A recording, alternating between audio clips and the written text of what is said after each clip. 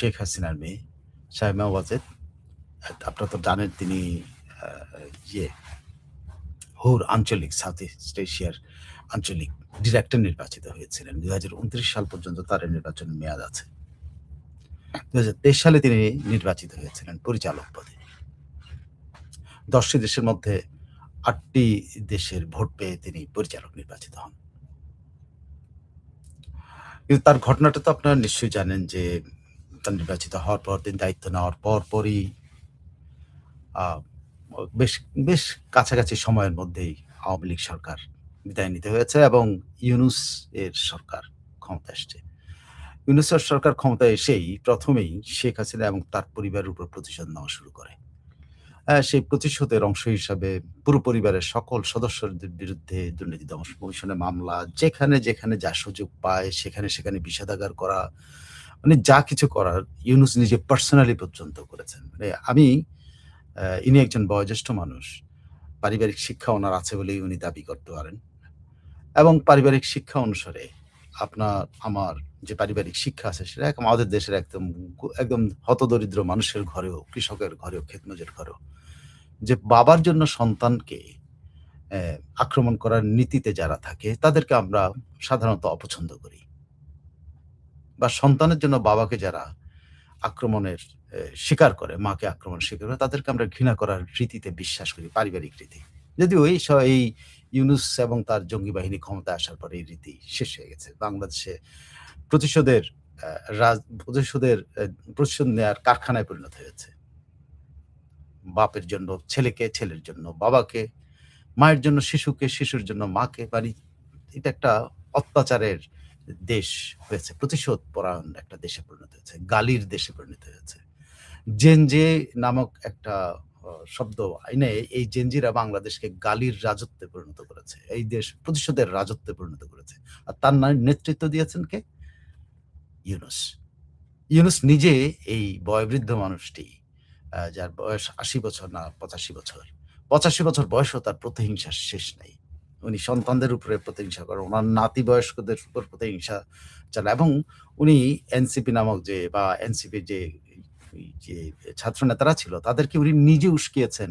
গ্রামে-গঞ্জে তোমরা কি করো? মানে গ্রামে-গঞ্জে আওয়ামী লীগ পিটাও না কেন? এবং তারপরের থেকে কিন্তু মব শুরু হয়েছিল। সো এই লোকটি বাংলাদেশে প্রতিহিংসার রাজনীতির প্রতিষ্ঠাতা হিসেবে ইয়ে মানে ইতিহাসে ওর নাম লেখা থাকবে প্রতিহিংসার রাজনীতিবিদ হিসাবে। তিনি সকল ক্ষেত্রে গ্রামে, গঞ্জে, ঘরে, বাইরে সর্বত্র প্রতিহিংসা চালিয়েছেন। সর্বত্র সারা বাংলাদেশে কিন্তু যদি প্রত্যেক এলাকায় যদি আপনি চিত্র খুঁজে পান, প্রতিহিংসার চিত্র পান। মুক্তিযোদ্ধাদের উপর প্রতিহিংসা, শিক্ষকের উপর প্রতিহিংসা, চিকিৎসকের উপর প্রতিহিংসা, প্রকৌশলীর উপর প্রতিহিংসা, আমলাদের উপর প্রতিহিংসা, বিচারপতিদের উপর প্রতিহিংসা, নির্বাচন কমিশনারদের উপর প্রতিহিংসা। কার উপরে প্রতিহিংসা চালানো হয়নি? আওয়ামী লীগ তো পরের বিষয় আছে। আওয়ামী লীগ একটা দল, যে দলটা কে তারা হটিয়েছে। আওয়ামী লীগ একটা কিন্তু পেশাগতভাবে চিন্তা করে দেখেন সবাইকে আক্রমণ করেছে। তার নেতৃত্বে। তার উদাহরণ দেই, তিনি এই সাইমা ওয়াজেদ উনি নির্বাচিত একজন পরিচালক ছিলেন এবং তিনি শেখ হাসিনার কন্যা। এখন শেখ হাসিনার কন্যা হিসেবেই তার বিরুদ্ধে এসিসিতে মামলা করা থেকে শুরু করে ইউনূস সরকার অফিসিয়ালি একটা সরকার অফিসিয়ালি তার নাগরিকের বিরুদ্ধে চিঠি দিয়েছে। তাকে যেন বরখাস্ত করা হয় এজন্য। তাদের অভিযোগ কি? তিনি নৈতিক স্খলনযুক্ত অভিযোগ তার ভিতরে আছে। কি অনৈতিক স্খলন?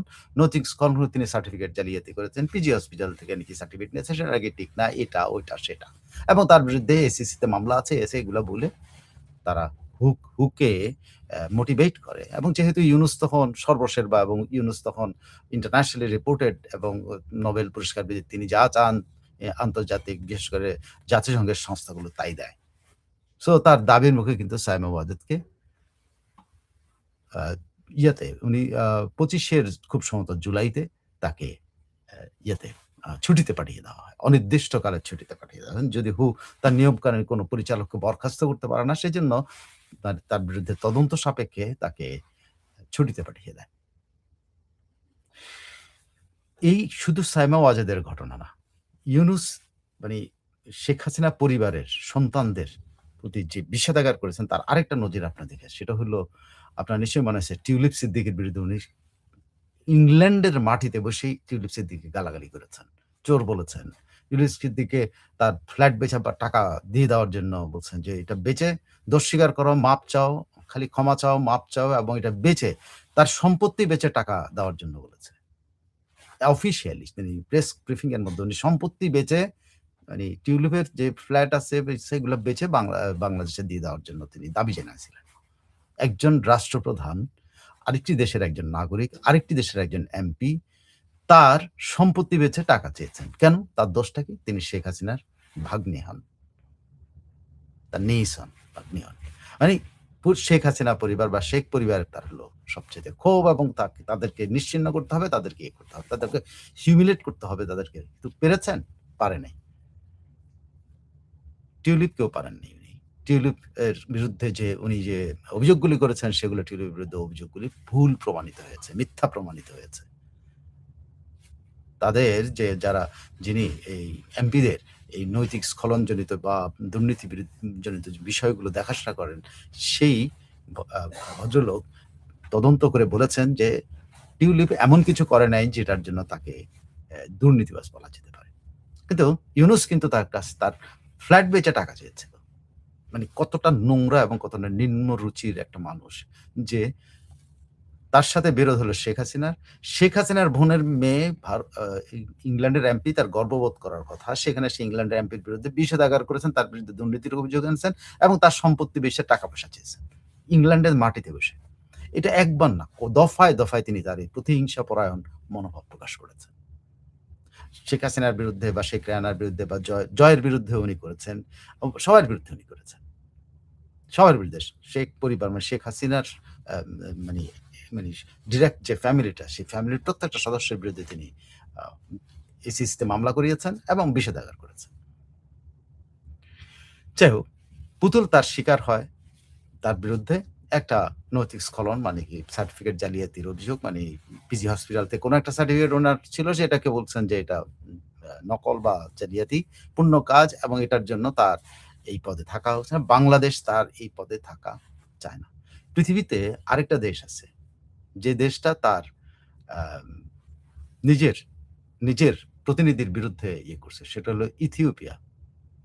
ইথিওপিয়ার সেই ভদ্রলোক কিন্তু এখন এ ইয়ে কি না কই যে আ পরিচ ই এক্স এক্সিকিউটিভ ডিরেক্টর আর or director general whatever it is.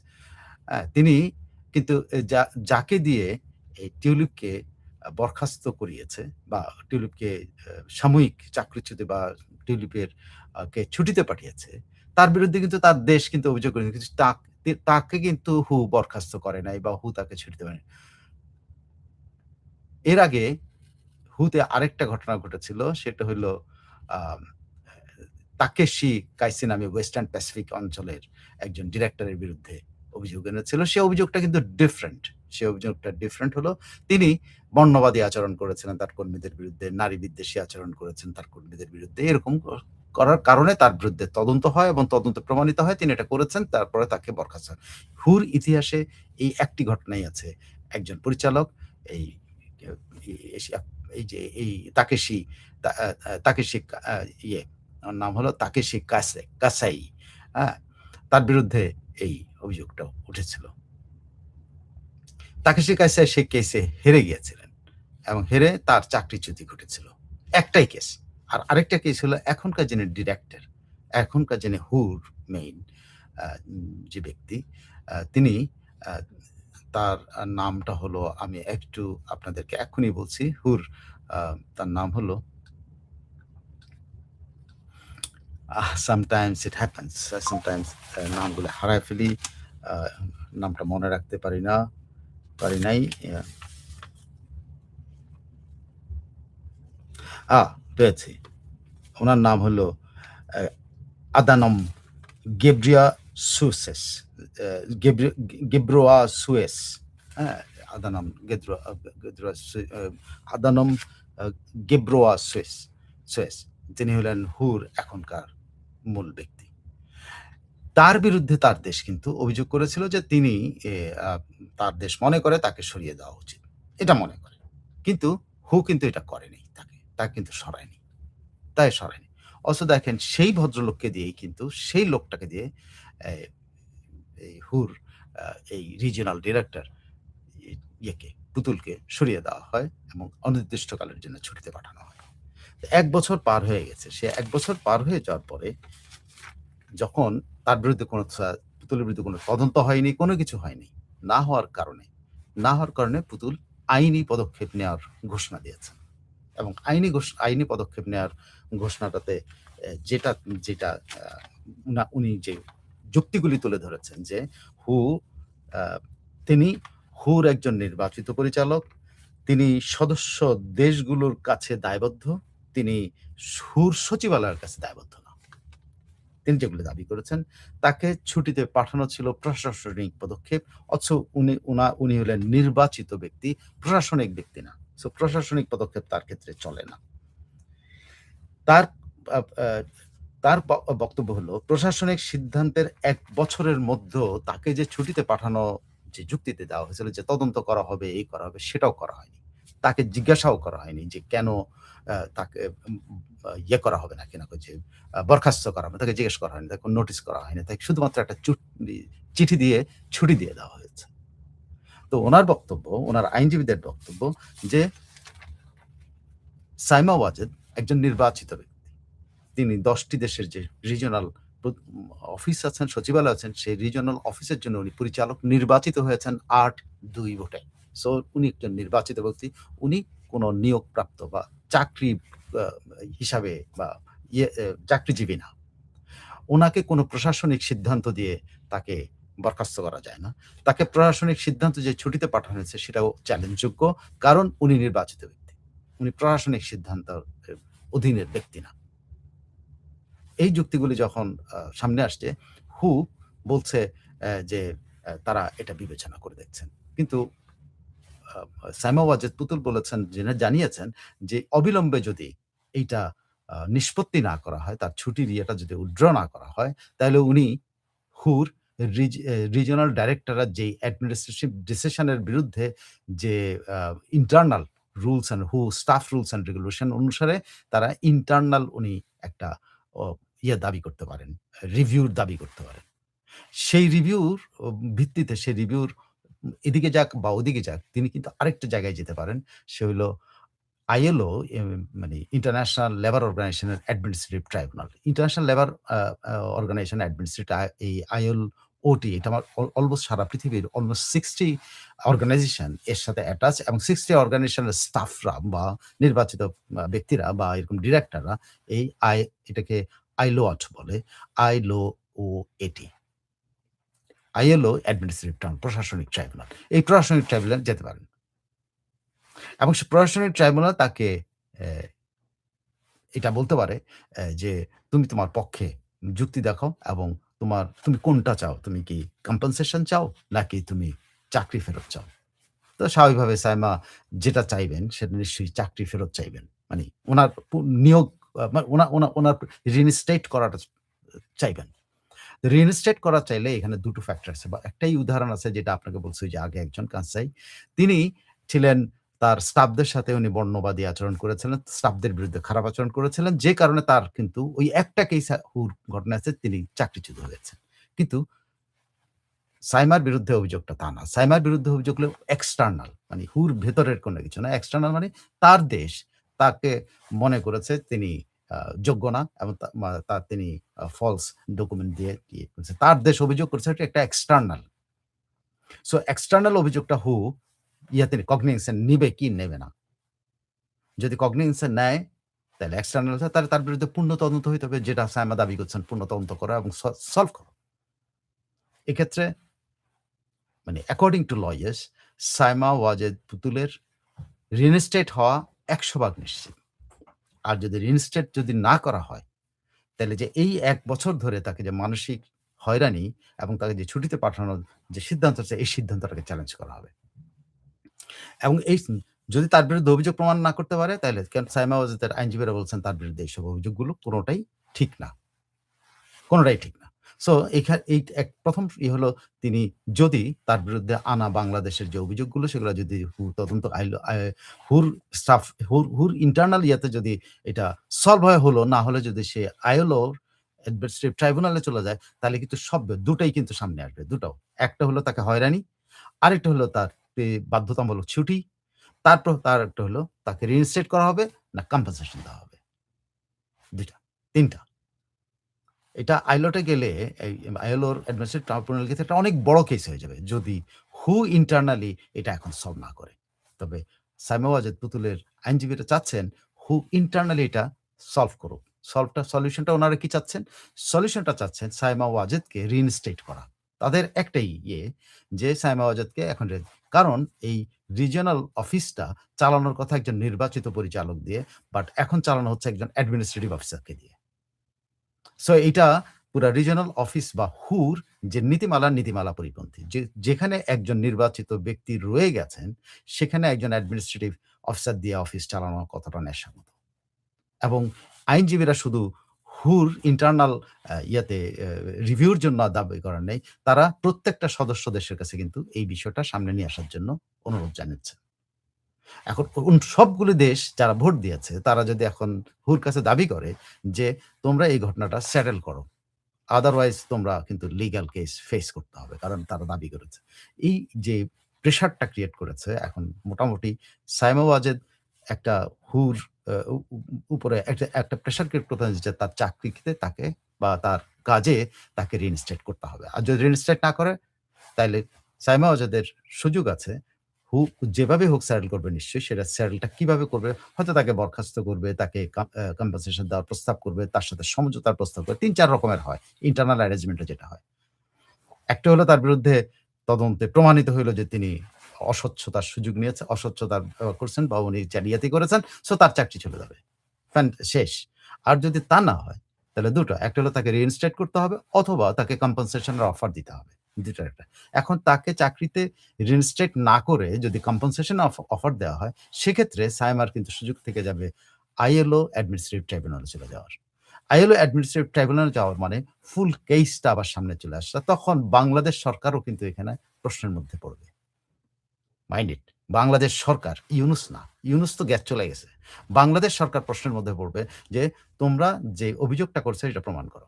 Bangladesh will have to prove তার তার পরিচালকের বিরুদ্ধে প্রুফ করতে হবে যে তারা যে অভিযোগ করেছে সেগুলো সঠিক। আর যদি না পারে, বাংলাদেশ যদি না পারে, বাংলাদেশের reputation will be in limbo. একেবারে ঝুলন্ত অবস্থায় পড়বে। রেপুটেশন যে তুমি তোমার নাগরিকের বিরুদ্ধে তুমি কিন্তু অভিযোগ করছো যে অভিযোগটা তুমি প্রমাণ করতে পারো নাই। প্লাস হুর বিরুদ্ধে অভিযোগ হবে। তুমি অবৈধভাবে একটা অভিযোগের প্রেক্ষিতে তুমি একজনকে ১ বছর ধরে তার দায়িত্ব পালনে বাধা দিয়েছ। হু এখানে শুধু ক্ষতি পায়। ১ম আইএলও তাকে রিইনস্টেট করতে পারবে ১।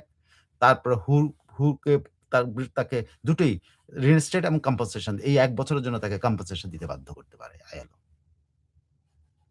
আমি আপনাদের সামনে কেসটা তুলে ধরেছি। এখন এটা দেখার বিষয়, সময়ের বিষয় যে সাইমা ওয়াজেদ এই যুদ্ধটা কট্টুক করতে পারে। তবে তার এটা যুদ্ধ। এটা শেখ হাসিনা পরিবারের যুদ্ধ হিসেবে বিবেচিত হবে। কারণ আপনি নিশ্চিত থাকেন এই যুদ্ধে প্রত্যেকটা ভাই-বোন, প্রত্যেকটা অভিভাবক একসাথ থাকবে। It will be a fight এ সাইমা ওয়াজেদের শুধু সম্মানের ফাইট না, শেখ পরিবারের সম্মানের ফাইট এগেইনস্ট ইউনূসের স্বেচ্ছাচারিতা এবং অসদাচরণ এবং এই যে পারিবারিক মূল্যবোধের বাইরে গিয়ে সন্তানদের বিরুদ্ধে অভিযোগ করার যে নজির সে তার বিরুদ্ধে একটা চপেটাঘাতের ইয়ে। যদি সাইমা ওয়াজেদ জিতেন। তার আইনজীবীরা বলছেন তারা জিতবেনই কেন তাদের কেসটা সলিড। তারা যে অভিযোগগুলা করা হয়েছে সাইমা ওয়াজেদের বিরুদ্ধে বাংলাদেশের তরফ থেকে হুর কাছে এগুলো পুরোটাই ফাফা বলি, শুধু কাগজে কলমে লেখা জিনিস। এর কোনো প্রমাণ নাই এবং হুর যে ডিরেক্টর যে এক্সিকিউটিভ ডিরেক্টর এখন আছেন, নির্বাহী পরিচালক আছেন, তিনিও প্রকারান্তে এই কথাগুলো স্বীকার করেছেন। এটা শুধুমাত্র বাংলাদেশ সরকারের চাপে পড়ে তিনি এই কাজটা করেছেন। এই সাইমা ওয়াজেদকে অ্যা মানে তার দায়িত্ব থেকে সরিয়েছেন। So let us wait what happens next. আমরা অপেক্ষা করি এবং আমরা নিশ্চয়ই এর কোনো আপডেট থাকলে আপনাদের আমি এটলিস্ট আমার ইয়াতে আপনাদের কাছে তুলে ধরব। সো আসেন এখন আমরা আ যাই আমাদের সবচেয়ে প্রিয় যে পার্ট, যেটা দিয়ে আমরা সবসময় আলোচনা মানে করতেছি যে আমরা একটা প্ল্যাটফর্ম তৈরি করব, যে প্ল্যাটফর্মে আমরা আলোচনা করব। এই আজকে যে সাবজেক্টটা আপনারা কমেন্ট করেন, আমি চেষ্টা করব আমার কাছে আর কোন নতুন তথ্য আছে কিনা সে তথ্য দিয়ে এই করি। ওকে, পার্থ রয় বলেছেন, thank you so much Partha. Ranjit সংবাদ জয় বাংলা বলছেন, Rajib Dey ji thank you so much. Shahinur Rahman, no politics will no Bangladesh অতি হিংসা ছাড়া কোনো রাজনীতি চলবে না। ওকে, সালমা রফিক কি বলবো সাইফুল আমিন ভাই, মহান আল্লাহর কাছে মামলা করেছি, উনি ইউনূসের বিচার করবেন। আল্লাহর কাছে মামলা আছে, নিজের মামলা নিজেরা ধরতে হবে সালমা রফিক। ইউনূসের গলা টিপে ধরতে হবে আমাদেরকেই, আমাদের কাজ দিয়েই। আল্লাহর কাছে নির্ভর করে, আল্লাহর কাছে রেখে দেন, আল্লাহ যখন বিচার করবে, যখন ওই যে হাসরের ময়দানে বিচার হবে তখন দেখা যাবে। কিন্তু আপনারা এখন প্র্যাকটিক্যালি এখনই তার বিচার করা সম্ভব। সেগুলো তাকে যেখানে পাবেন সেখানে তাকে হ্যাকলিং করবেন, জিজ্ঞাসা করবেন যে সে এই অপকর্মগুলি কেন করেছে। সে তার বিরোধটা কেন পরিবারের অন্য সন্তানদের উপরে চাপিয়েছে। এটা যেটা আমাদের পারিবারিক মূল্যবোধের বিরুদ্ধে। এইটা ধরবেন। সুকুমার রয়, জি ভালো আছি।